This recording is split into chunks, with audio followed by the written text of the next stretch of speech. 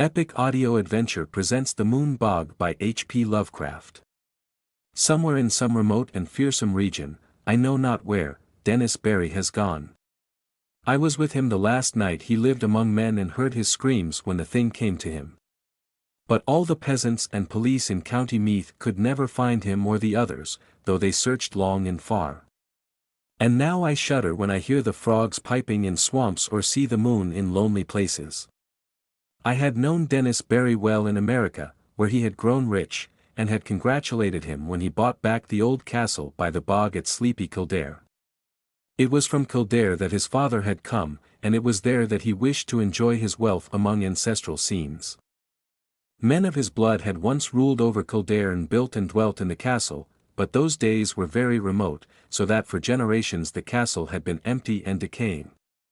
After he went to Ireland, Barry wrote me often and told me how, under his care, the grey castle was rising, tower by tower, to its ancient splendor, how the ivy was climbing slowly over the restored walls as it had climbed so many centuries ago, and how the peasants blessed him for bringing back the old days with his gold from over the sea.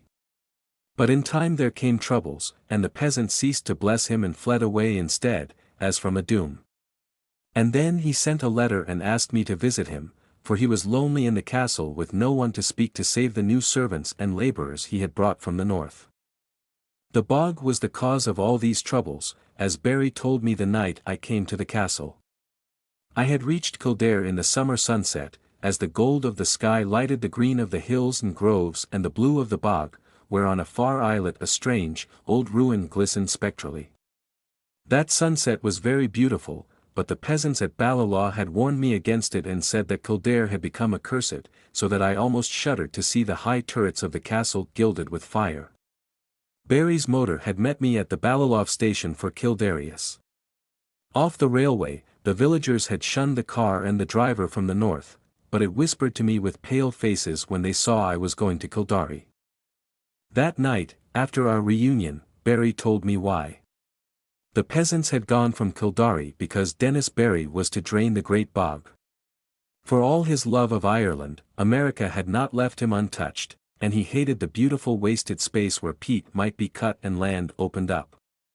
The legends and superstitions of Kildare did not move him, and he laughed, and the peasants first refused to help and then cursed him and went away to Ballalaw with their few belongings as they saw his determination.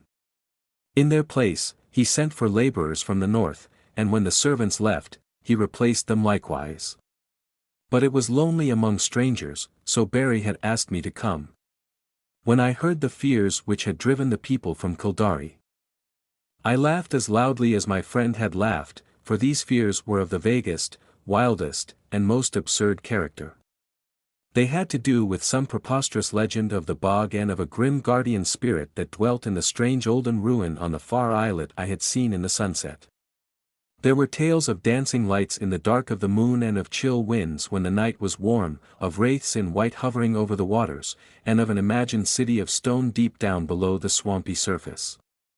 But foremost among the weird fancies, and alone in its absolute unanimity, was that of the curse awaiting him who should dare to touch or drain the vast reddish morass. There were secrets, said the peasants, which must not be uncovered, secrets that had lain hidden since the plague came to the children of Partholin in the fabulous years beyond history. In the Book of Invaders, it is told that these sons of the Greeks were all buried at Teligit. But old men in Kildare said that one city was overlooked, saved by its patron moon goddess, so that only the wooded hills buried it when the men of Nem swept down from Scythia in their 30 ships. Such were the idle tales which had made the villagers leave Kildare, and when I heard them, I did not wonder that Dennis Barry had refused to listen. He had, however, a great interest in antiquities and proposed to explore the bog thoroughly when it was drained. The white ruins on the islet he had often visited, but though their age was plainly great and their contour very little like that of most ruins in Ireland, they were too dilapidated to tell the days of their glory. Now the work of drainage was ready to begin, and the labourers from the north were soon to strip the forbidden bog of its green moss and red heather, and kill the tiny shell-paved streamlets and quiet blue pools fringed with rushes. After Barry had told me these things, I was very drowsy, for the travels of the day had been wearying, and my host had talked late into the night. A manservant showed me to my room, which was in a remote tower overlooking the village and the plain at the edge of the bog. And the bog itself, so that I could see from my windows in the moonlight the silent roofs from which the peasants had fled and which now sheltered the laborers from the north. And too, the parish church with its antique spire, and far out across the brooding bog, the remote old ruin on the islet gleaming white and spectral. Just as I dropped to sleep, I fancied I heard faint sounds from the distance, sounds that were wild and half musical and stirred me with a weird excitement which colored my dreams.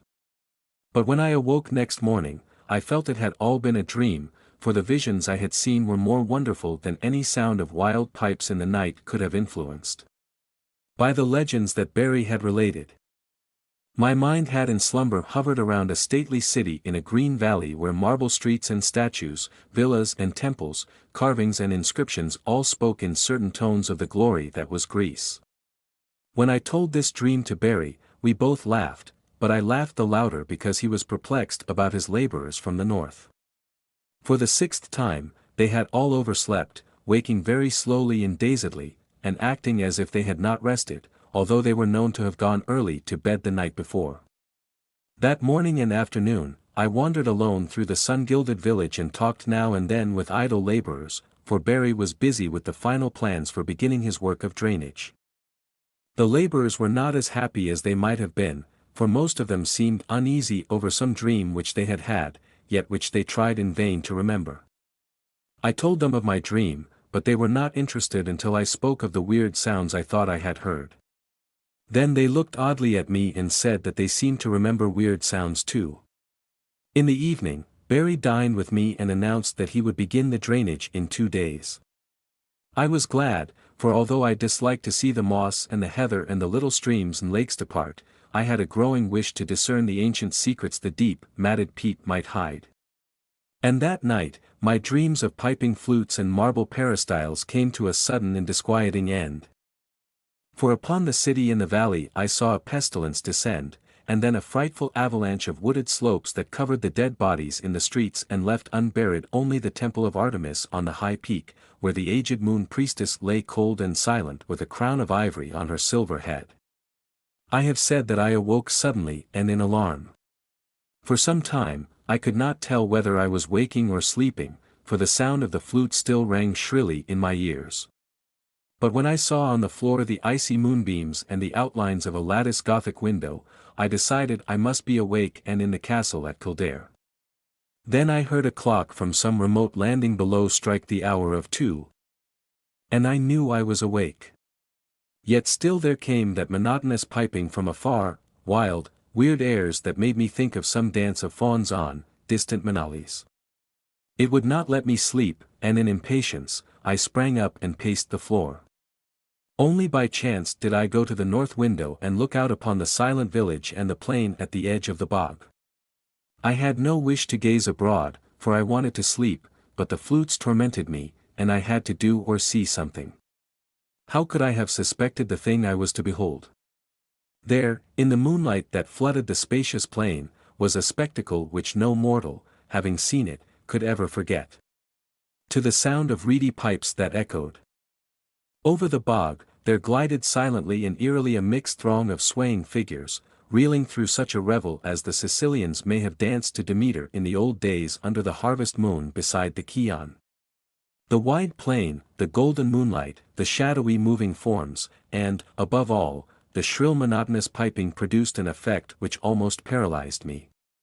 Yet I noted amidst my fear that half of these tireless, mechanical dancers were the laborers whom I had thought asleep, whilst the other half were strange, airy, beings in white, half indeterminate in nature but suggesting pale, wistful naiads from the haunted fountains of the bog.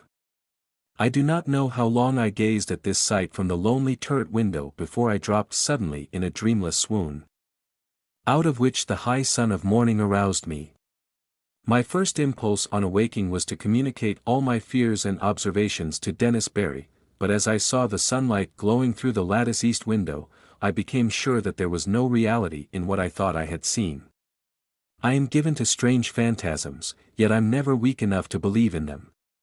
So on this occasion, I contented myself with questioning the laborers who slept very late and recalled nothing of the previous night save misty dreams of shrill sounds. This matter of the spectral piping harassed me greatly, and I wondered if the crickets of autumn had come before their time to vex the night and haunt the visions of men. Later in the day, I watched Barry in the library, poring over his plans for the great work which was to begin on the morrow, and for the first time, felt a touch of the same kind of fear that had driven the peasants away. For some unknown reason, I dreaded the thought of disturbing the ancient bog and its sunless secrets and pictured terrible sights lying black under the unmeasured depth of age-old peat. That these secrets should be brought to light seemed injudicious, and I began to wish for an excuse to leave the castle and the village. I went so far as to talk casually to Barry on the subject but did not dare continue after he gave his resounding laugh. So I was silent when the sun set fulgently over the far hills. And Kildare blazed all red and gold in a flame that seemed important. Whether the events of that night were of reality or illusion I shall never ascertain. They transcend anything we dream of in nature and the universe, yet in no normal fashion can I explain those disappearances which were known to all men after it was over. I retired early and full of dread, and for a long time could not sleep in the uncanny silence of the tower. It was very dark, for although the sky was clear, the moon was now well in the wane and would not rise till the small hours. I thought as I lay there of Dennis Barry and of what would befall that bog when the day came, and found myself almost frantic with an impulse to rush out into the night. Take Barry's car and drove madly to Ballilough out of the menaced lands, but before my fears could crystallize into action, I had fallen asleep and gazed in dreams upon the city in the valley, cold and dead under a shroud of hideous shadow. Probably it was the shrill piping that awoke me, yet that piping was not what I noticed first. When I opened my eyes, I was lying with my back to the east window overlooking the bog where the waning moon would rise and therefore expected to see light cast on the opposite wall before me. But I had not looked for such a sight as now appeared.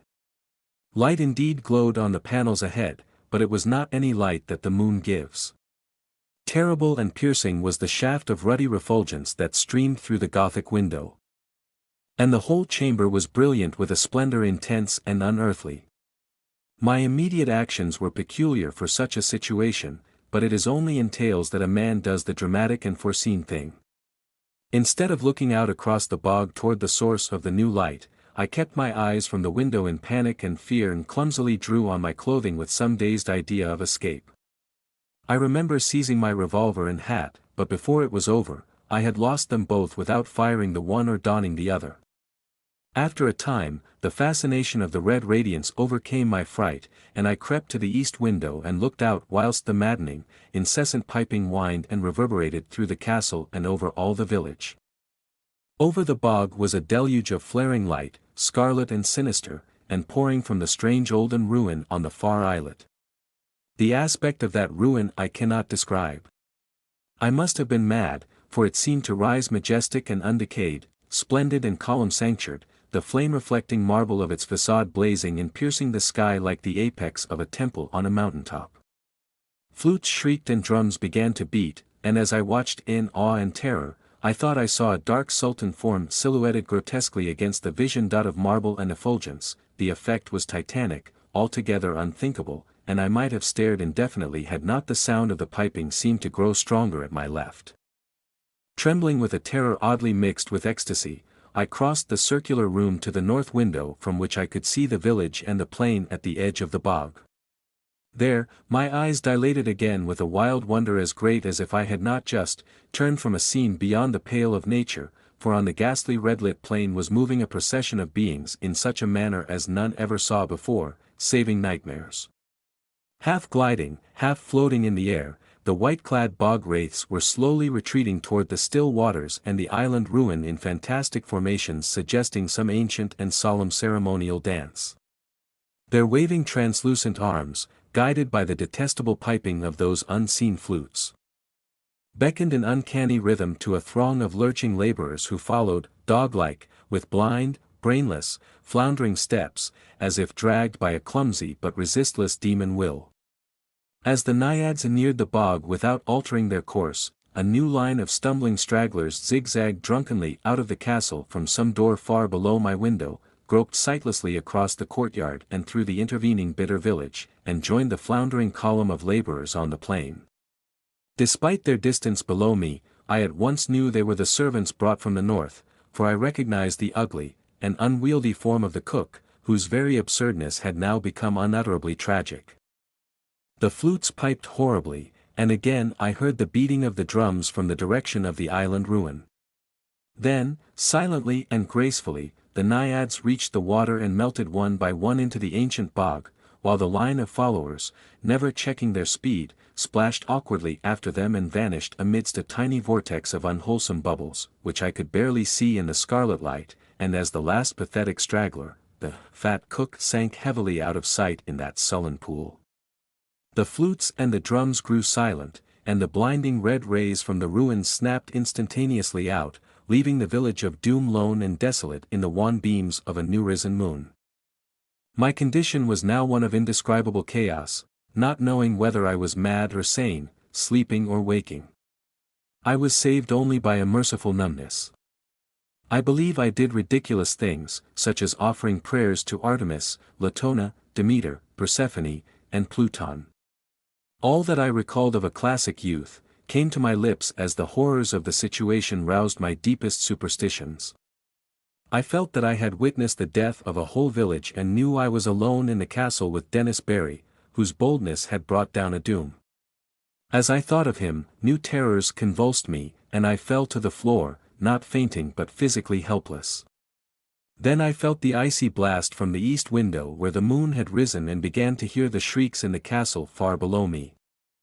Soon those shrieks had attained a magnitude and quality which cannot be written of, and which make me faint as I think of them. All I can say is that they came from something I had known as a friend. At some time during this shocking period, the cold wind and the screaming must have roused me, for my next impression is of racing madly through inky rooms and corridors and out across the courtyard into the hideous night. They found me at dawn, wandering mindless near Belly Love. But what unhinged me utterly was not any of the horrors I had seen or heard before. What I muttered about as I came slowly out of the shadows was a pair of fantastic incidents which occurred in my flight, incidents of no significance, yet which haunt me unceasingly when I'm alone in certain marshy places or in the moonlight as I fled from that accursed castle along the bog's edge. I heard a new sound, common yet unlike any I had heard before at Kildare. The stagnant waters, lately quite devoid of animal life, now teemed with a horde of slimy, enormous frogs which piped shrilly and incessantly in tones strangely out of keeping with their size. They glistened, bloated and green in the moonbeams, and seemed to gaze up at the fount of light. I followed the gaze of one very fat and ugly frog and saw the second of the things which drove my senses away. Stretching directly from the strange old ruin on the far islet to the waning moon. My eyes seemed to trace a beam of faint, quivering radiance, having no reflection in the waters of the bog. And upward along that pallid path, my fevered fancy pictured a thin shadow slowly writhing, a vague, contorted shadow struggling as if drawn by unseen demons. Crazed as I was, I saw in that awful shadow a monstrous resemblance, a nauseous, unbelievable caricature, a blasphemous effigy of him who had been Dennis Barry. Thank you for listening. If you enjoyed this audiobook, don't forget to like this video and subscribe to our channel. You can also support us using the YouTube join button below the video. In exchange for your support, you will be able to select the next recordings on the channel.